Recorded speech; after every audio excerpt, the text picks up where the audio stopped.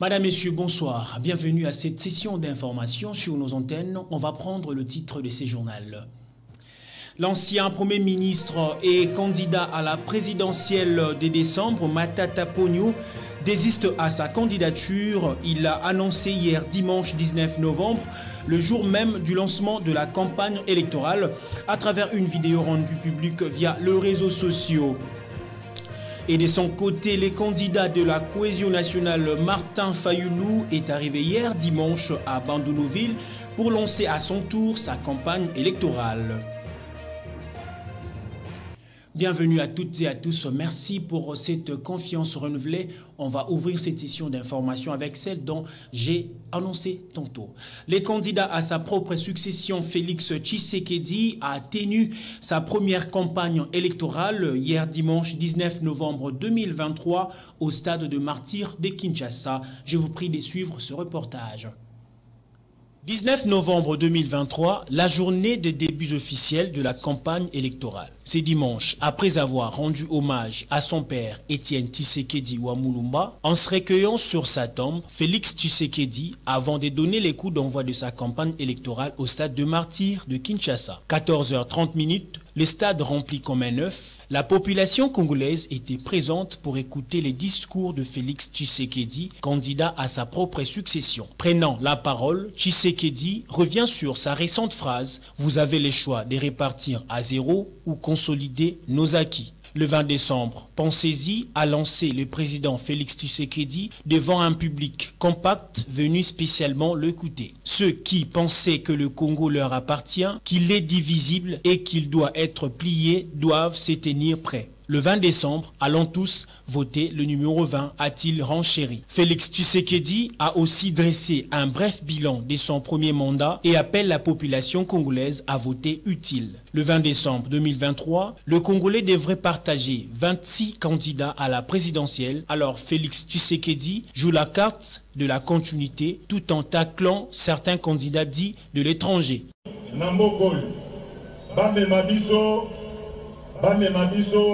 Na bobungi bamema biso na esclavage tozala kaka baumbu ya bapaya nzela wana bozala nango mayele esengi ete tozala angele tosala angele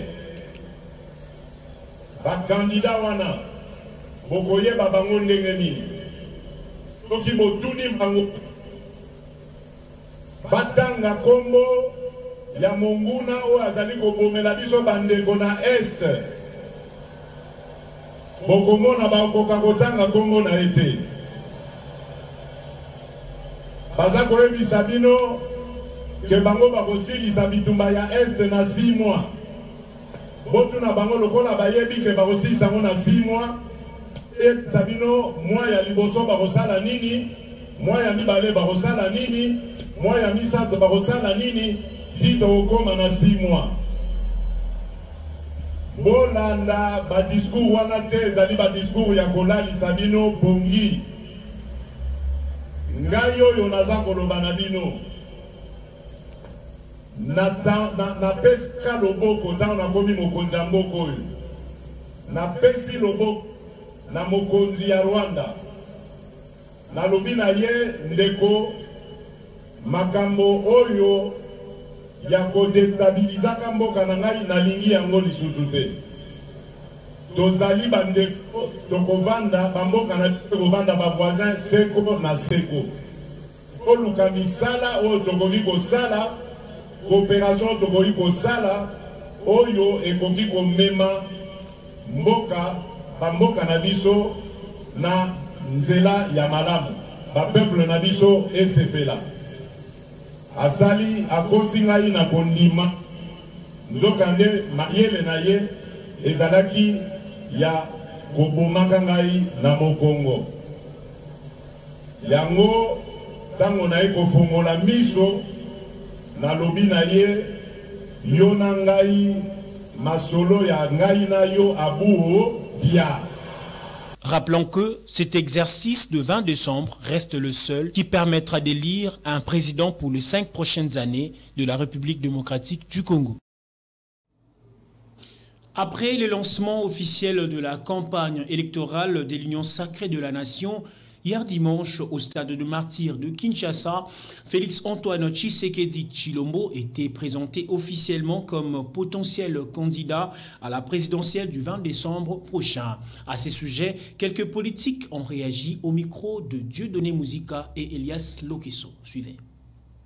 La lecture que je fais, elle est malheureuse parce qu'on s'attendait à ce que M. Félix Tshisekedi nous donne son plan politique, nous expose son cahier des charges, de tout ce qu'il fera si par accident politique il pourrait être élu, mais malheureusement nous l'avons vu, il s'est déversé dans l'UDPS qui a toujours été là pour critiquer les autres, ce que les autres n'ont pas fait. Nous avions voulu à ce qu'il nous donne cet exposé, mais malheureusement, on ne l'a pas eu, donc c'est une déception.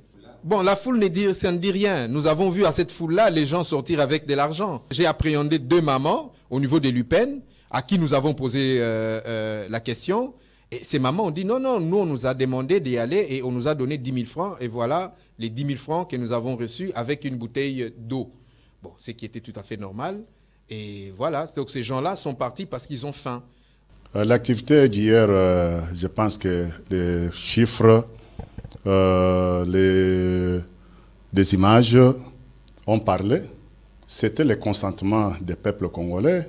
Chacun chez lui, il a pris l'engagement d'aller soutenir le fils de Sphinx, son Excellence Félix-Antoine Tshisekedi Tshilombo, celui qu'on a toujours appelé Fachi Beton Oya et Richalema. Et il y avait la pluie le matin, et moi j'étais sous la pluie. Et vers 9h, moi j'étais déjà au stade des martyrs, et j'ai quitté vers 18h.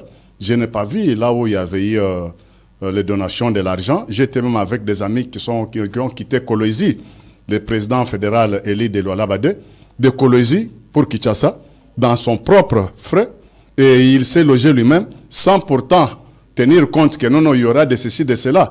Et les gens qui parlent ça, je peux te dire que ça, c'est l'arme des faibles. Ils ont peur parce que le peuple congolais, en général, des Kinois en particulier, ils ont fait voir que sans le numéro 20, son Excellence Félix-Antoine Tshisekedi Tshilombo, il n'y aura rien dans ce pays-ci. Et de son côté, le candidat de la cohésion nationale, Martin Fayulu, est atterri hier dimanche 19 novembre à Bandundu-Ville pour lancer à son tour sa campagne électorale. Je vous prie de suivre ce reportage.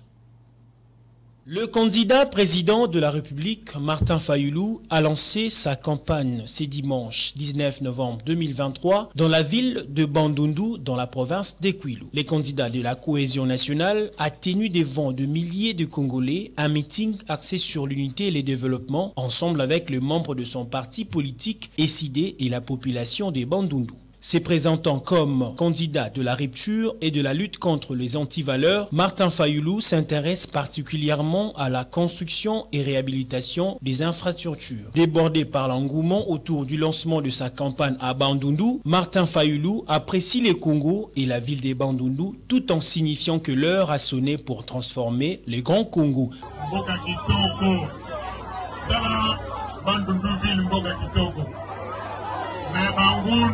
alingi babelisela biso mboka eske bakokoka koyebisa bango ke sikoyo ntango belunga etaboye te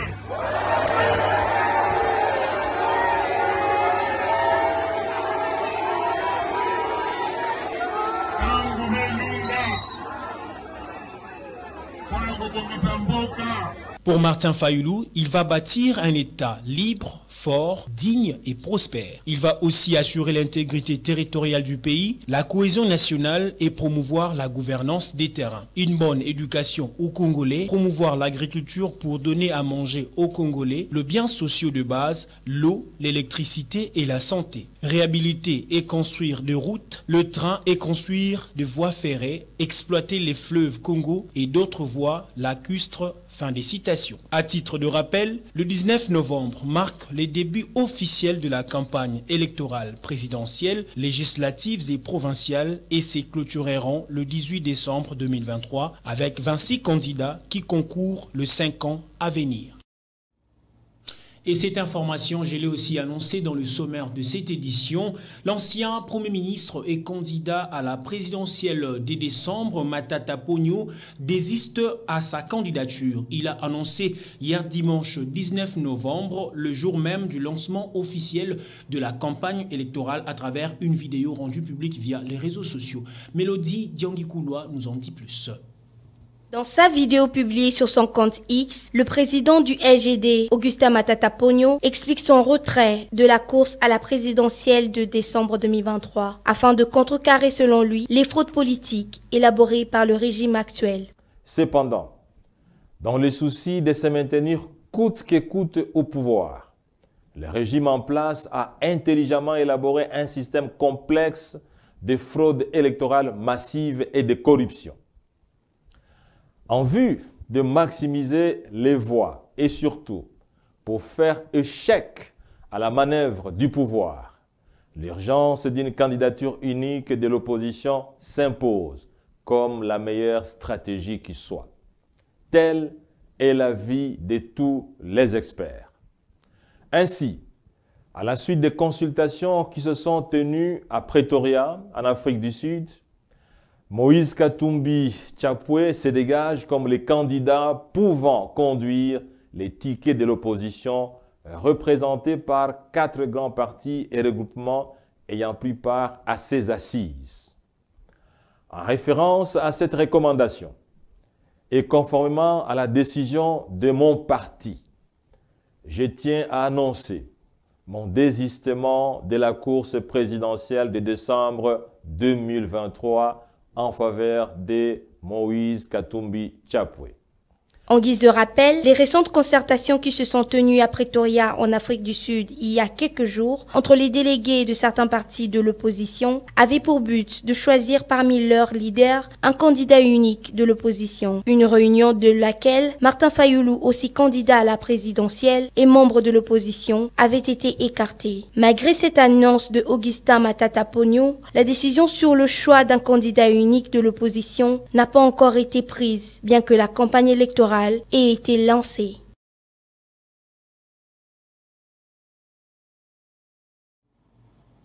À présent, on va passer aux invités du journal.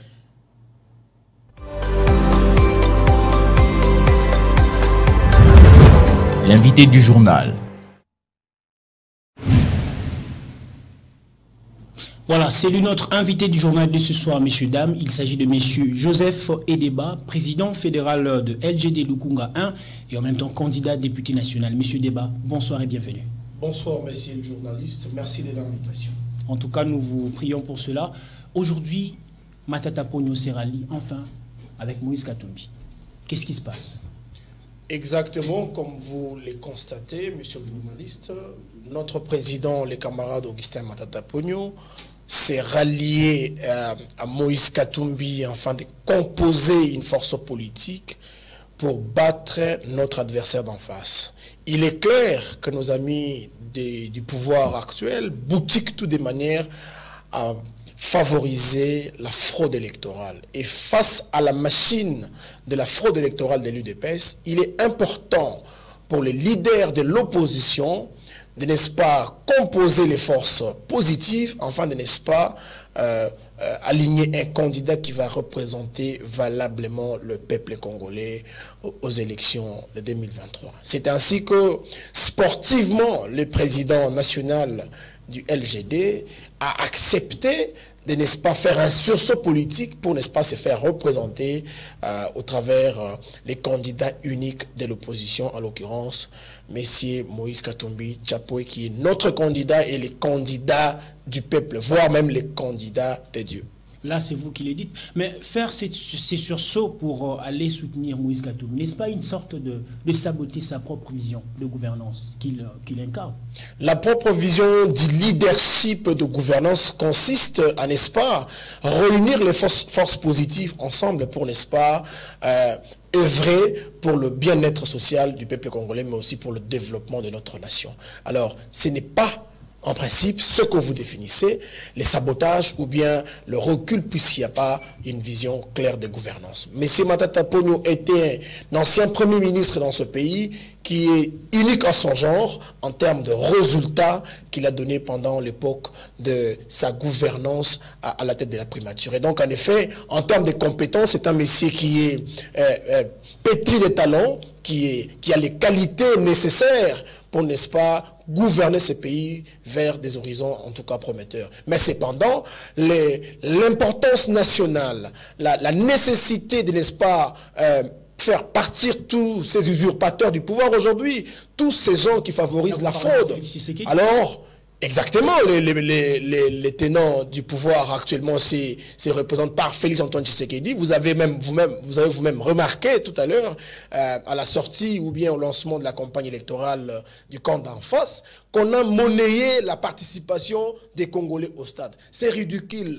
Le peuple, exactement, il y en a plein. Le peuple a besoin du changement et ces changements ne peuvent jamais passer à coups de billets. Parce qu'il est temps de mettre à la tête du pays des individus qui incarnent notre valeur et des individus qui incarnent le leadership, la gouvernance de qualité pour amener le pays au développement, afin d'aider les Congolais à sortir de cette misère inacceptable. Qu'est-ce que vous êtes en train de dénoncer concrètement aux côtés du camp de Félix Antoine Tshisekedi? Nous dénonçons jusqu'à ces jours l'utilisation abusive du bien public des Congolais pour des fins politiques, notamment les transco, vous avez vu, on a bloqué tous les circuits, c'est l'argent du contribuable congolais qui est dilapidé afin de battre campagne pour certains candidats dont vous savez clairement les noms. Nous déplorons aujourd'hui le fait que les gens d'en face puissent utiliser abusivement les biens des Congolais alors qu'il y a des nécessités à caractère prioritaire, notamment la question de finir la guerre à l'est de la République démocratique du Congo. Pour que ceci finisse, nous avons compris, il faut composer une force positive dans l'opposition afin de battre ces charlatans au discours de haine, au discours séparatiste, pour, n'est-ce pas, donner de la valeur aux Congolais en allant aux élections qui représentent valablement la voix et la volonté du souverain primaire. Matata Ponyo s'est rallié à Moïse Katumbi. De l'autre côté, nous avons Martin Fayulu et Félix Antoine Tshisekedi. Ne pensez-vous pas qu'il y aurait quand même partage du pouvoir du côté pourcentage? Le fait qu'il y a Moïse Katumbi de l'autre côté avec vous, LGD, et Martin Fayulu en même temps, et Félix Antoine Tshisekedi Tshilombo. Moïse Katumbi n'est pas seulement avec le LGD, notre parti politique. Il y a Seth Kikouni. Moïse Katumbi est avec le peuple. Moïse Katumbi est avec toute la nation. Moïse Katumbi est avec les Congolais délaissés à Bunagana. Moïse Katumbi est avec toutes les forces positives qui comprennent qu'il y a une nécessité de changer les choses. Et donc, la candidature commune de l'opposition est une candidature du peuple. Et donc, nous n'avons pas peur parce que face au peuple, il n'y a pas un adversaire qui pèse. Face au peuple, il n'y a pas un adversaire qui pèse. La dernière question pour finir notre entretien. Est-ce que ces choix portés par Moïse Katumbi est un choix judicieux?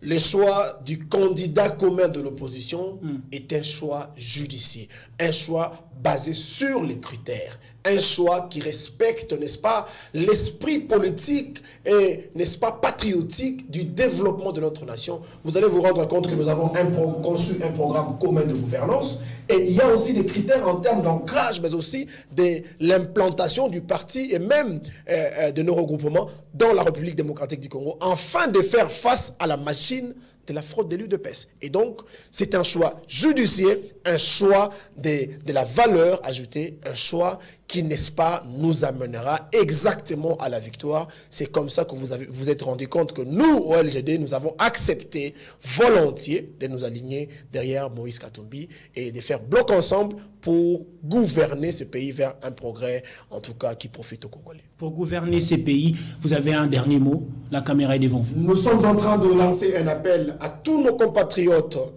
de l'intérieur comme de l'extérieur du pays qu'il est temps que nous puissions faire la rupture avec l'incompétence. Il est temps que nous puissions faire la rupture avec ceux qui continuellement nous promettent l'Allemagne d'Afrique alors que le peuple est en train de souffrir dans une misère inacceptable. Le peuple est en train de souffrir dans une guerre imposée injustement par les Rwandais avec ses pairs et collaborateurs dont certains sont gouvernants aujourd'hui dans ce pays. Et donc, nous appelons, nous nous mobilisons de manière à nous préparer à aller aux élections dans le délai constitutionnel et de voter non pas pour un frère, non pas pour ceux qui nous donnent l'épargne, non pas pour ceux qui nous amènent les polos, mais ceux qui incarnent de vraies valeurs, des valeurs qui, n'est-ce pas, permettront à ce que ce pays puisse faire un bond qualitatif vers les progrès, afin de, n'est-ce pas, pallier à beaucoup de problèmes, notamment le manque d'emploi, le manque d'électricité et bien d'autres choses, même la sécurité de notre pays. Voilà, c'est ce que nous disons aux Congolais, afin qu'ils soient mobilisés à ce jour. Afin qu'ils soient mobilisés à ces jours. Messieurs, dames, merci beaucoup. Monsieur Joseph Edeba, je rappelle que vous êtes président fédéral de LGD Lukunga 1 et en même temps candidat député national. Merci beaucoup. Merci pour l'invitation.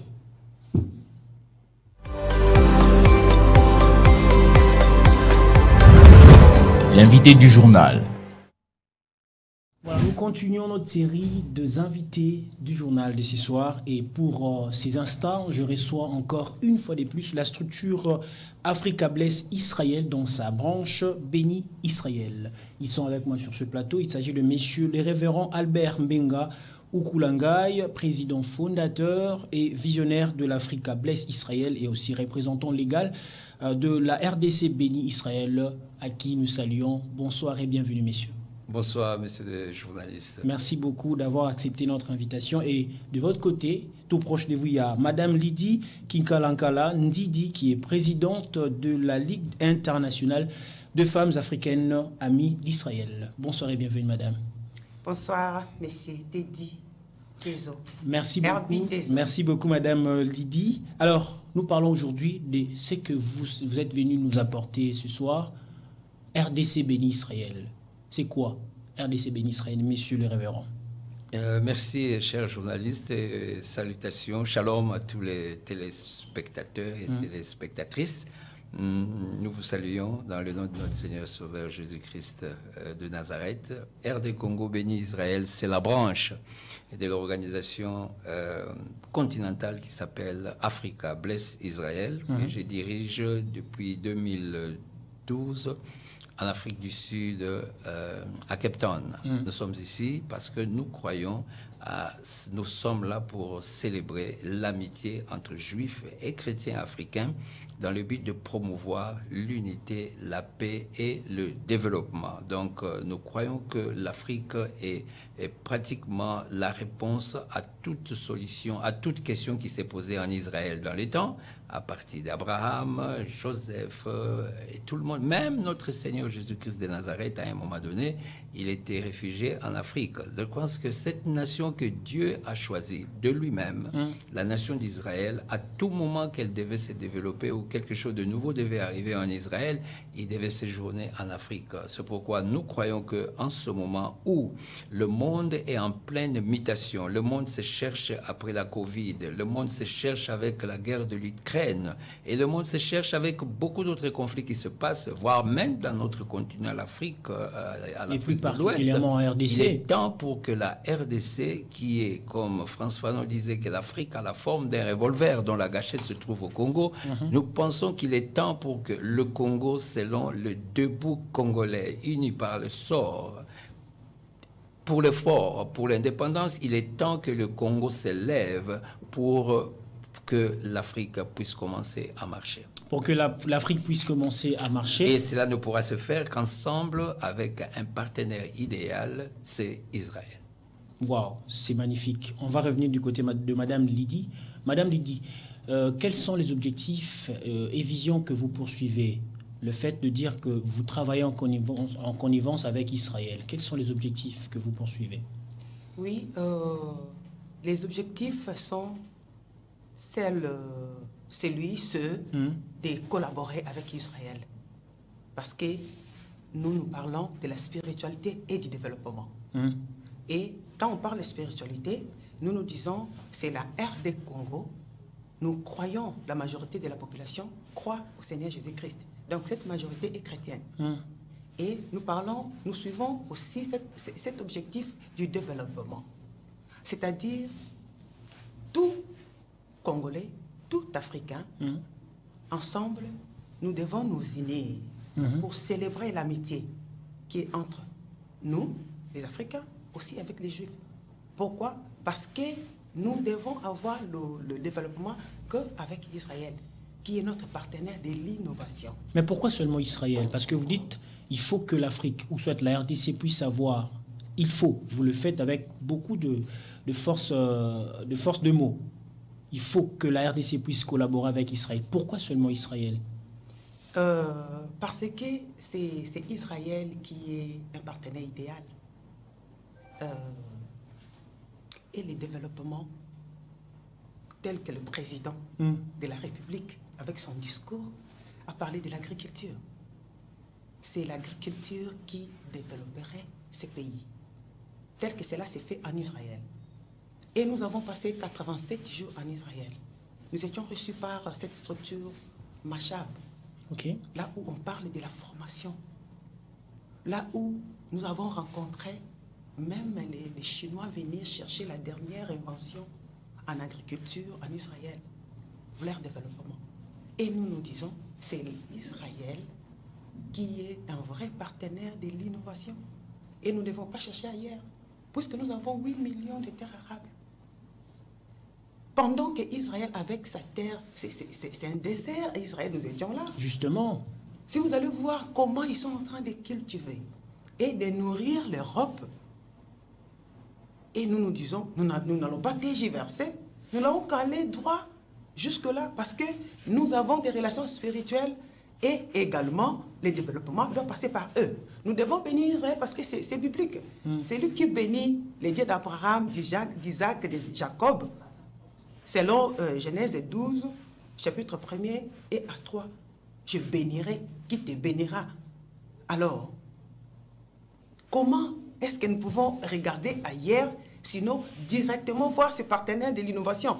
Là, nous disons, nous parlons de la spiritualité et du développement. Nous nous lançons directement voir ce mini-sommet économique qui aura lieu demain. Justement, nous allons y revenir déjà. Nous parlons de ça. Voilà, qui nous amène à parler de ce projet d'appui aux chaînes de valeur agricole à la base. C'est quoi?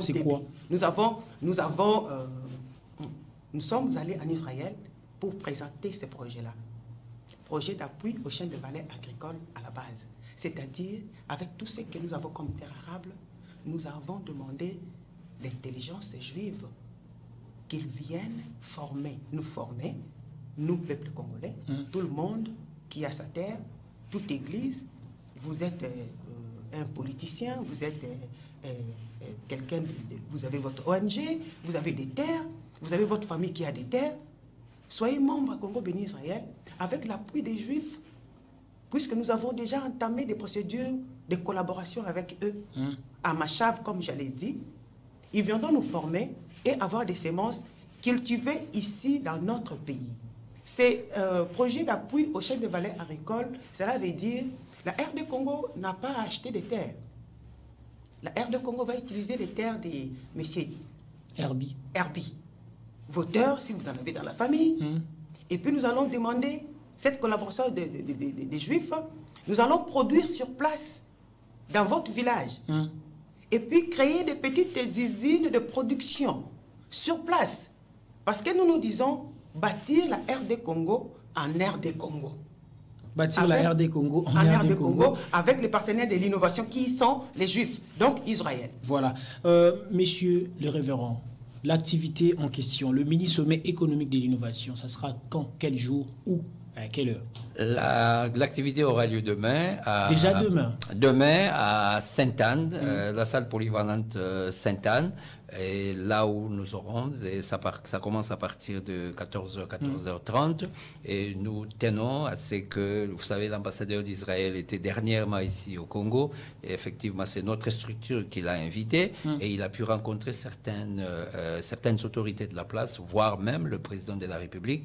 C'était à notre initiative. C'est pourquoi nous voudrons, ensemble avec les représentants de ces différents ministères qui sont venus et qui ont rencontré l'ambassadeur d'Israël ici au Congo au mois de septembre, nous voulons maintenant travailler avec eux parce que nous avons créé un réseau des hommes et femmes d'affaires amis d'Israël, et nous avons aussi créé une chambre de commerce, agriculture, industrie et métiers, chambre de commerce évidemment, et nous voulons maintenant comment regrouper, comme Madame Lydie venait de le dire, bâtir la RD Congo en RD Congo, parce que nous disons que nous avons un grand slogan qui dit « riche Congo, pauvre Congolais ». Alors, comment nous devons maintenant combiner cette richesse avec nous, la population? C'est effectivement en s'appuyant des paroles d'abord de celui qui a créé le ciel et la terre. Et l'agriculture, elle est prioritaire parce que c'est le premier devoir que Dieu a donné à l'homme, cultiver la terre et la garder.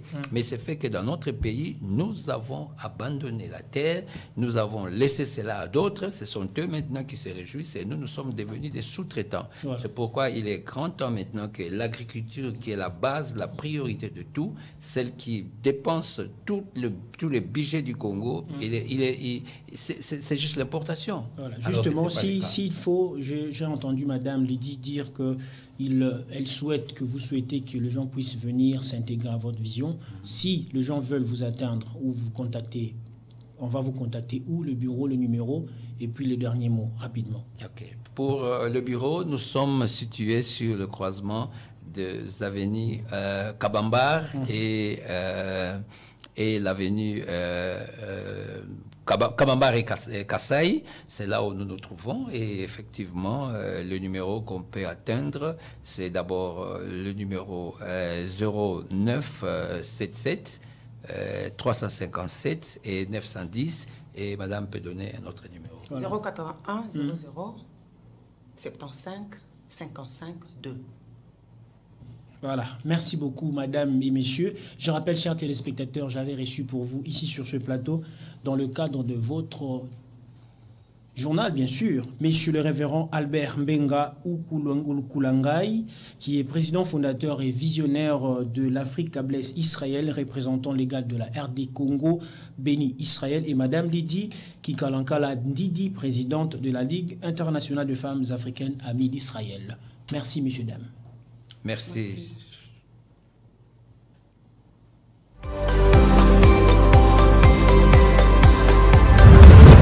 L'invité du journal. Information. Dans le cadre de préparer la campagne électorale de Félix Tshisekedi Tshilombo au Congo central, André Ouamesso et sa délégation se sont rendus hier chez Augustin Kabouya, question de bien organiser l'arrivée du chef de l'État congolais Félix Antoine Tshisekedi Tshilombo au Congo central. Suivez donc André Ouamesso dans cet extrait. Et l'UDPS est le parti de l'actuel président de la République qui va se représenter pour demander le suffrage de la population congolaise pour un deuxième mandat. Et donc il était tout à fait normal que la coordination provinciale, la coordination de la campagne du chef de l'État au niveau du Congo central vienne échanger avec le secrétaire général du parti présidentiel pour pouvoir organiser au mieux l'accueil du candidat président de la République au Congo central, puisque vous savez que le président, puisqu'on ne va pas vraiment compter l'entame de la campagne au niveau de Kinshasa le dimanche, le président de la République va vraiment démarrer sa campagne à proprement parler au Congo central, et c'est pour cela qu'il fallait affûter nos armes ensemble avec le parti présidentiel. C'était ça l'objet de notre réunion. Et tout est fin prêt pour accueillir de manière spectaculaire le président de la République au Congo central et l'assurer que le Congo central va vraiment lui accorder un suffrage maximum. Il y a l'itinérance du chef de l'État, candidat à sa réélection. Donc il va commencer par l'étape de Mwanda.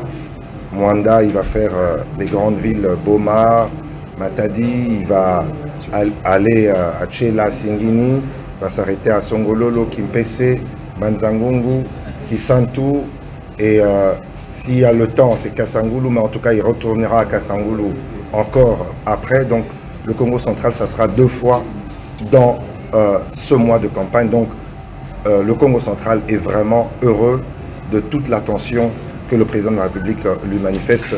Et je suis sûr que dans les suffrages, tout ça lui sera rendu avec un grand plaisir. La population doit montrer son attachement au président de la République qui demande un second mandat, pas parce qu'il le demande pour le demander, il demande parce qu'il a prouvé à la population qu'il en était capable et qu'il a fait tellement de choses, même si tout n'a pas été fait. Et d'ailleurs, c'est pour cela qu'il demande un 2e mandat pour continuer dans cet élan. Et vous savez, il va aussi communier avec la population quinoise. C'est la première fois dans ce pays que nous avons un président de la République originaire de Kinshasa. Il est chez lui, il est avec ses frères de Kinshasa, la communion sera totale. Pour la population du Congo central, j'ai parcouru le Congo central avec un message qui était chaque fois le même. Je crois que des populations de la République démocratique du Congo, la population du Congo central a montré à suffisance que c'était une population qui était mûre sur le plan démocratique. Et une population qui comprend les enjeux de ce pays. Une population qui a toujours voté de manière rationnelle. Une population qui sait que si ses intérêts sont défendus, il va protéger, il va être derrière et il va soutenir la personne qui défend les intérêts du Congo central et les intérêts de la République. Je crois qu'en 5 ans, le président Félix Antoine Tshisekedi Tshilombo a montré du respect pour le Congo central, de l'amour pour le Congo central et surtout la défense des intérêts du Congo central. Le chef d'État fera face à 25 autres candidats. Quel est le candidat qui vous fait peur? Félix Antoine Tshisekedi Tshilombo lui-même. Merci beaucoup. Merci. Et toujours dans le cadre électoral, le FRDC, via le porte-parole du gouverneur du Nord Kivu, lance un message de paix et met en garde tous les candidats contre le discours de haine et des troubles. Suivez. Communiqué officiel. Il est porté à la connaissance de toute la population du Nord Kivu que conformément au calendrier électoral de la Commission électorale nationale indépendante de la République démocratique du Congo, la campagne électorale débute ce dimanche 19 novembre 2023 en prélude des élections présidentielles, législatives, provinciales, municipales prévues en date du 20 décembre 2023. Tout en saluant l'engagement des parties prenantes au processus électoral en cours, je les invite au strict respect des textes légaux en général et du code de bonne conduite édicté par la CENI et autres institutions d'appui à la démocratie en particulier. Par ailleurs, j'appelle les forces de défense et de sécurité ainsi que les services spécialisés à renforcer les mesures visant le maintien de l'ordre et à veiller à la sécurité de tous les candidats et candidates pour une campagne électorale apaisée.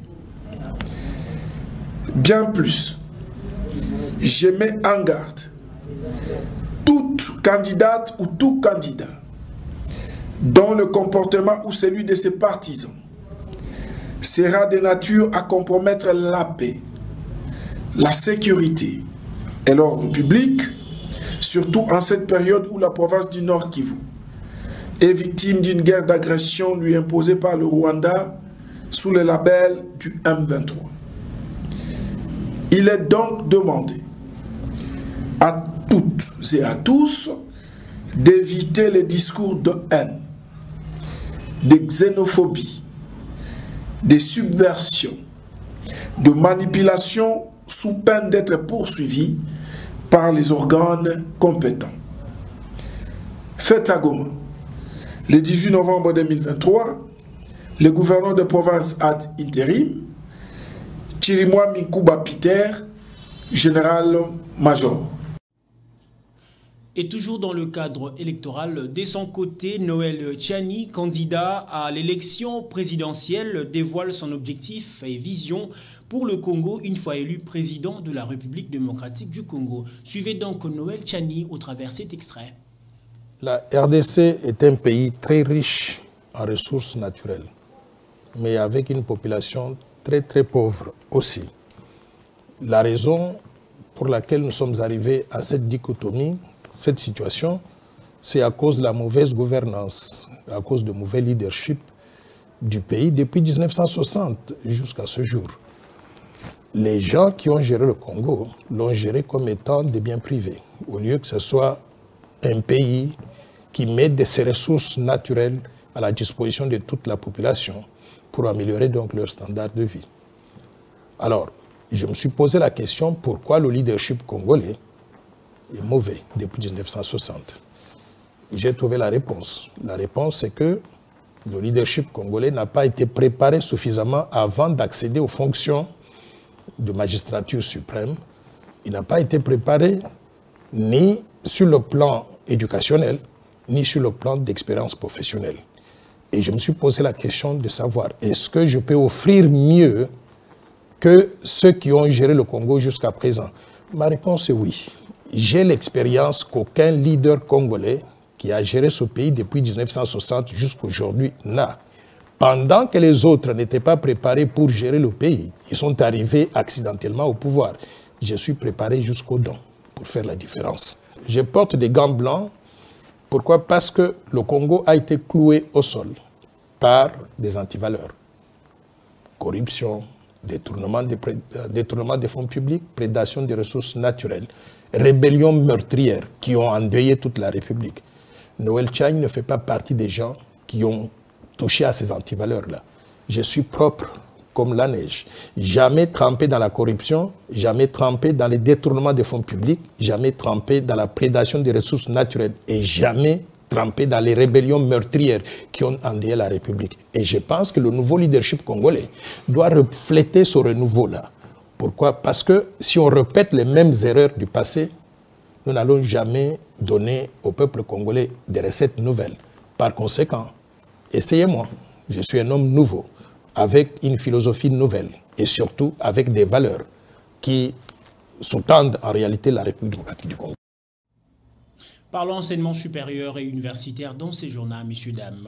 Le ministre de l'enseignement supérieur et universitaire, Moïndo Nzangi Butondo, a inauguré le nouveau bâtiment de la HEC, la Haute École de Commerce de Kinshasa, le vendredi 17 novembre 2023. Témoin de l'événement, Judith Massengou et Dieudonné Mouzika. Regardez. Le vendredi 17 novembre dernier, le ministre de l'Enseignement supérieur et universitaire Moïndo Nzangi a procédé à l'inauguration des nouveaux bâtiments de la Haute École de Commerce de Kinshasa. Cette cérémonie a commencé par les mots de bienvenue et des remerciements du directeur général de la Haute École de Commerce de Kinshasa à l'égard des parties prenantes, mais particulièrement au chef de l'État Félix-Antoine Tshisekedi Tshilombo. À son tour, le ministre de l'Enseignement supérieur et universitaire a visité les infrastructures réalisées au profit de cette communauté estudiantine. Ce que nous avons comme modernisation ici, ça peut se faire partout si nous sommes transparents, si nous sommes modernes. Je voudrais vous annoncer d'ailleurs que dans ce cadre-là, nous allons construire du côté de 24 un grand bâtiment. Je crois que ça va être parmi les plus grands des établissements universitaires, dans lesquels on va intégrer tous les professionnels, des banques, des assurances, des grandes enseignes, des commerces, pour que les étudiants qui sont ici, lorsqu'il y a une filière banque, dans une filière assurance, à côté, ils puissent avoir une banque qui les coach Donc on va signer des contrats, on a déjà toutes les banques qui sont d'accord avec les projets. Et donc c'est une idée novatrice pour qu'à côté de l'enseignement, on puisse avoir la pratique.